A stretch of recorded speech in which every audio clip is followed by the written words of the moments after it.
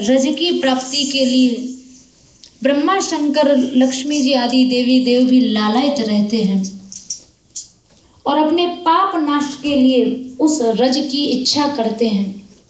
गोपियों को वह रज वह रस सब कुछ सहज में प्राप्त हो गया।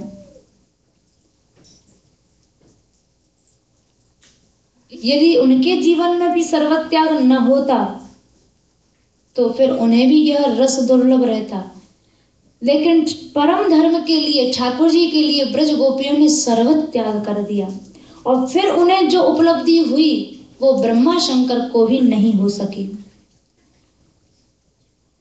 ब्रज गोपियां आगे ढूंढते ढूंढते श्याम सुंदर को जब चली हैं तो उन्हें कहीं ठाकुर जी के चरणों के चिन्ह दिखाई दिए, कहीं पंजों के चिन्ह दिखाई दिए, कहीं घुटनों के चिन्ह दिखाई दिए।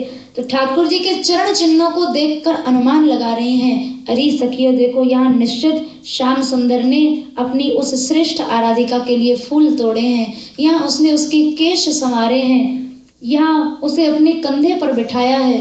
ठाकुर जी ने ऐसी श्री जी की सेवा की है। पर गोपियों का भी दूसरा मद रह गया था कि जितना हम कृष्ण से प्रेम करती हैं उतना कोई नहीं करता। वो मद भी भगवान ने दूर किया। कैसे? बोले अभी तक राधा रानी के साथ जो श्याम सुंदर लीला कर रहे थे, श्री जी को भी ठाकुर जी वहां से छोड़कर चले गए। तो राधा रानी को इतना विरह हुआ और वियोग में ऐसी स्थिति श्री जी की हो गई कि उस स्थिति को देखने के बाद गोपियों का ये मत भी चला गया कि हम जितना प्रेम करती हैं उतना कोई नहीं करता। अरे श्री जी की विरह में जो दशा हुई है, गोपियों ने उस दशा को देखा तो समझ गई कि श्री जी जितना श्याम सुंदर से प्रेम कर सकती हैं उतना तो कोई कर ही नहीं सकता है। और सूरदास जी ने लिखा है अपने पद में, प्रीति की रीति को पैणो ही न्यारो, कै जाने वृषभानु नंदिनी, कै जाने वह नंद दुलारो। बातन प्रीति न होए सखीरी, यह अपने जिय सोच विचारो। केवल कहने से प्रेम नहीं होता। पहली बात तो यह समझ लें कि प्रेम इस संसार की वस्तु है ही नहीं। संसार में तो केवल स्वार्थ है। प्रेम केवल श्री जी ठाकुर जी ने किया, जिनका तत्सुख सुखिता का प्रेम था, निस्वार्थ और निष्काम, एक दूसरे को सुख देने वाला प्रेम था। हम लोग अपने सुख के लिए संबंध बनाते हैं और प्रेम का एक नाटक रचते हैं, ढोंग रचते हैं, तो प्रेम है नहीं, क्योंकि हम लोगों में अपने इंद्रिय सुख की इच्छा है। और वहां श्री जी सदैव ये ध्यान रखती हैं कि हमारी कौन सी क्रिया से कृष्ण को सुख मिले। ठाकुर जी सदैव ये ध्यान रखते हैं कि राधा रानी को सुख कैसे मिले। तो परस्पर सुखदान की जहां भावना है उसका नाम है प्रेम, और जहां अपने सुख के लिए जो क्रिया कर्म किया जा रहा है उसका नाम है स्वार्थ या काम, वहां प्रेम नहीं हो सकता। इसलिए श्री जी ठाकुर जी ने प्रेम किया, उसे निभाया, उसे समझा, उसे सिखाया, और कोई प्रेम ना जानता है ना कर सकता है। तो वहां श्री जी के विरह को देखकर गोपियों का दूसरा मद भी चला गया कि श्री जी के समान तो हम भी प्रेम नहीं कर सकती हैं। और ये बात पता कैसे चली? बोली तब पता चली जब गोपियों ने राधा रानी को कहा, स्वामिनी जी चलो अब हम सब मिलकर कन्हैया को ढूंढती हैं। तो श्री जी ने मना कर दिया। बोली हम श्री कृष्ण को नहीं ढूंढेंगी। क्यों? बोले अगर हम ढूंढेंगी तो कन्हैया को और छिपने के लिए अंधकार में जाना पड़ेगा, और हमारे द्वारा ऐसा कोई कर्म ना हो जिससे हमारे इष्ट को, हमारे प्रेमास्पद को कष्ट हो। हम लोग यहीं बैठकर ठाकुर जी की लीला गाएंगी, श्याम सुंदर को बुलाएंगी, और देखो श्याम सुंदर यहीं आकर हमें दर्शन देंगे। तो अपने सुख की भावना नहीं थी, इसलिए ढूंढा भी नहीं श्याम सुंदर को। गोपियां तो ढूंढ रही थी, पर श्री जी ने तो ढूंढने के लिए भी मना कर दिया। और उसके बाद वृंदावन के पुलिन पर, यमुना जी के पुलिन पर उन ब्रज गोपिकाओं ने एक बड़ा सुंदर गीत कृष्ण मिलन की इच्छा से गाया है, जिसको श्रीमद् भागवत जी में गोपिका गीत या गोपी गीत के नाम से वह प्रसिद्ध है। भागवत जी का बहुत ही प्रसिद्ध गीत है। और रास पंचाध्यायी के 5 अध्याय जो 5 प्राण हैं उनमें भी गोपी गीत को मुख्य प्राण माना है। तो ब्रज गोपियों ने ये गोपी गीत गाया है। 1-2 श्लोक को हम लोग भी प्रणाम करेंगे और फिर आगे बढ़ेंगे। और महात्माओं का ऐसा कहना है कि गोपी गीत का यदि नित्य पाठ किया जाए तो गोपी प्रेम की प्राप्ति भी होती है।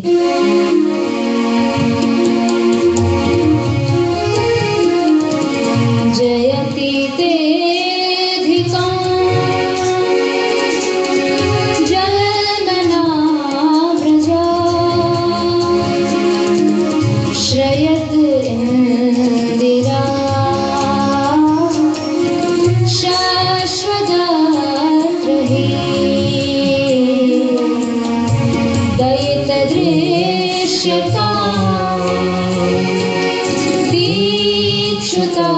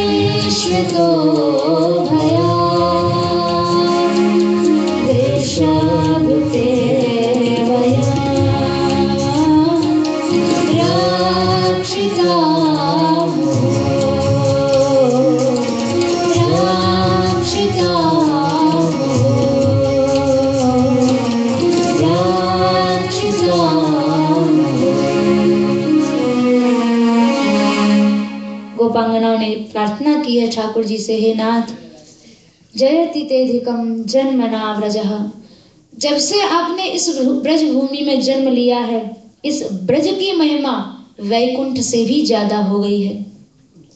क्यों? बोले वैकुंठ छोड़कर आप यहाँ आ गए और ब्रजवासियों के प्रेम में ऐसे रंग गए हैं कि अब ब्रज छोड़कर जाना नहीं चाहते। ब्रज तज अनत न जाई हो, मोहि नंद बाबा की आन। ठाकुर जी के वाक्य हैं। बोले मैं नंद बाबा की शपथ खा के कहता हूँ, मैं ब्रज छोड़कर न कभी गया और न कभी जाऊंगा। तो जब ब्रज छोड़कर ठाकुर जी नहीं गए तो लक्ष्मी जी भी फिर वहां ब्रज भूमि में आ गई। और क्यों आई? बोले शाश्वत आश्रया। जब यहाँ ब्रजराज श्री कृष्ण ही ब्रजवासियों के प्रेम में इतने रंग गए तो फिर मुझे ही अकेले रहकर वैकुंठ में क्या करना है? तो कितने दिन के लिए आई लक्ष्मी जी? तो बोले शाश्वत आश्रया, सदा सदा के लिए आ गई। ब्रज छोड़कर उसके बाद लक्ष्मी जी कभी गई नहीं है, कभी नहीं गई। गोपियां प्रार्थना कर रही हैं, हे प्रभु बड़े बड़े संकट विपत्तियों से आपने हमें रक्षित किया। कभी काली नाग के विषैले जल से बचाया, कभी इंद्र की वर्षा से बचाया, कभी असुरों से बचाया। हे नाथ एक असुर से और बचाएं। कौन सा असुर? बोले विरहासुर। ये विरह रूपी असुर हमें खाए जा रहा है, आप जल्दी से जल्दी दर्शन देकर और इस विरह रूपी असुर से हमें विमुक्त करें। गोपियों का यह 19 श्लोकों में जो गाया हुआ गीत है, ये एक एक श्लोक गोपियों का भाव है, गोपियों का इसमें रुदन है, उनका विरह है, उनका विलाप है। कृष्ण दर्शन की इच्छा से इस दिव्य गीत को गोपियों ने गाया है, जिसको भागवत जी में बहुत ही सम्मान प्राप्त हुआ है। गोपी गीत भागवत जी का बहुत महत्वपूर्ण प्रकरण है। गोपी गीत गोपांगनाओं ने गाया है और उस गोपी गीत के प्रभाव से उसी समय वहां रासेश्वर भगवान श्री कृष्ण प्रकट हुए हैं। और जैसे ही ठाकुर जी आए हैं तो सब की सब ऐसे खड़ी हो गई जैसे कोई मृत शरीर में एकदम से प्राण आ गया हो। किसी ने भुजाओं को पकड़ लिया, कोई उनके चबाए तांबुल को खाने लगी, कोई कटाक्ष बींध रही है, कोई प्रेम भरी चितवन से सत्कार कर रही है। विविध प्रकार से गोपियों ने ठाकुर जी का सत्कार किया है। और उसके बाद गोपियों ने एक प्रश्न किया श्याम सुंदर से, हे नाथ, संसार में कई तरह के प्रेमी होते हैं। एक तो वे होते हैं जो प्रेम के बदले प्रेम करते हैं, एक वे होते हैं जो किसी से प्रेम नहीं करते, और एक वे होते हैं आप प्रेम करो या न करो फिर भी वो आपसे प्रेम करेंगे। तो आपकी स्थिति इनमें से कौन सी है? आप कौन से श्रेणी के प्रेमी हैं? तो